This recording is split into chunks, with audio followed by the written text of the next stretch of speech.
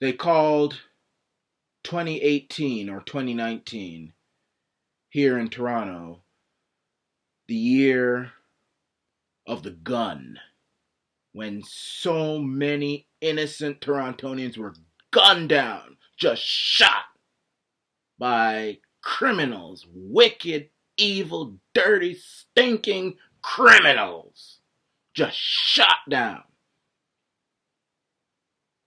And our genius government, and I say that very, very sarcastically, decided that our already strict and extreme gun control laws needed to be even stricter and even more extreme, so that it would be even harder for people who follow the law, who work with the law, who cooperate with the law, to have a proper, decent means to defend themselves, but easier for gunmen, criminals, crazies to simply get an illegal gun and, to add insult to injury, kill people.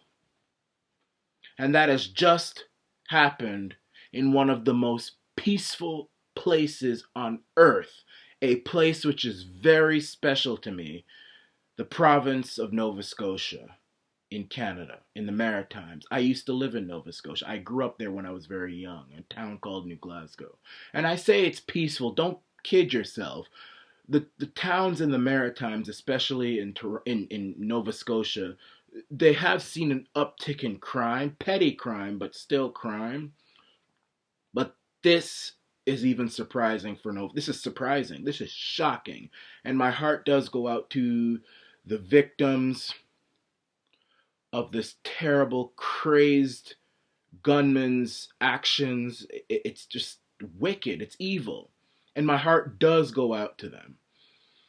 And I know many people are going to immediately say that, oh my, the Arana Nation, he's talking too soon. You're politicizing this. You should just be sad and that's it. And how could you be politicizing? Listen, at this point, you should know that I don't give a shit what other people say about me. You know, I anger a lot of people. I anger Zionists. I anger Islamic people. Not Islamic people, but people who, you know, extreme Islamists, Zionists, liberals, globalists, coronavirus fearmongers, all kind of people I anger. But many more people love me because I speak what is on my mind. I am straight with them, and I don't mince my words. And I'm going to do that now.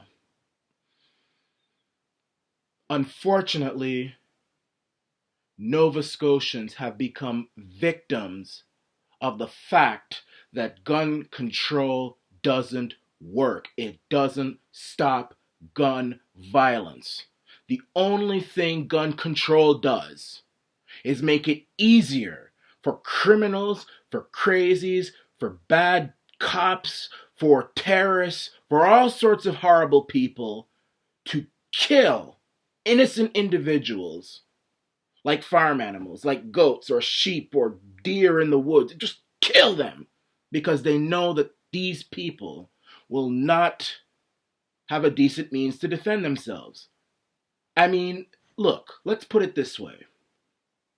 Gun violence is going to be with us forever. There is no country on earth which has the ability to completely stop gun violence. The more successful countries, like Switzerland, which has plenty of guns, by the way, they manage to stop gun violence because instead of going to the gun, they go to the root of the violence, mental illness, crime, all those type of things. They try to nip that in the butt and not only tough on crime, but tough on the causes of crime, poverty, craziness, all those sorts of stuff.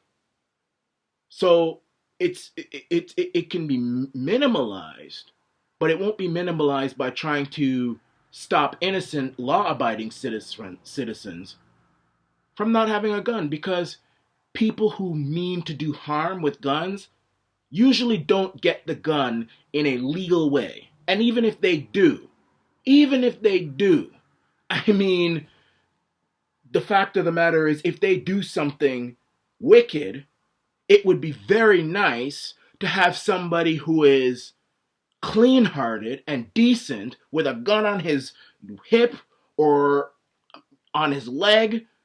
If somebody evil is coming with a gun, the good guy can take out the gun and shoot the son of a bitch in the brains. What a wonderful sight that would be. But instead we've got these genius, and I say that very sarcastically, politicians who come up with this idea of, let's make it harder for law-abiding people to have a means to protect themselves.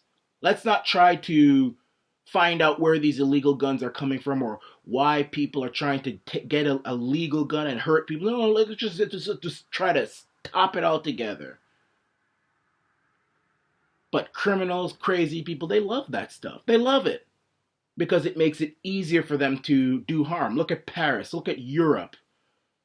I mean, remember 2015? That was a horrible year for France, where terrorists could just easily mow down people. It's the same thing happening in Nova Scotia right now. It's a shame. Gun control doesn't work. And I say it again, I've said it before, I'll say it again. Nova Scotians have become victims to the fact that gun control doesn't work.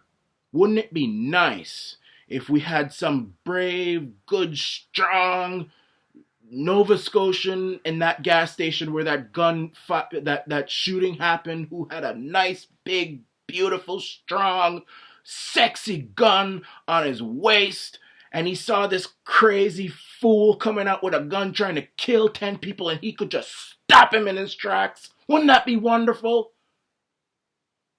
Didn't happen because it couldn't happen.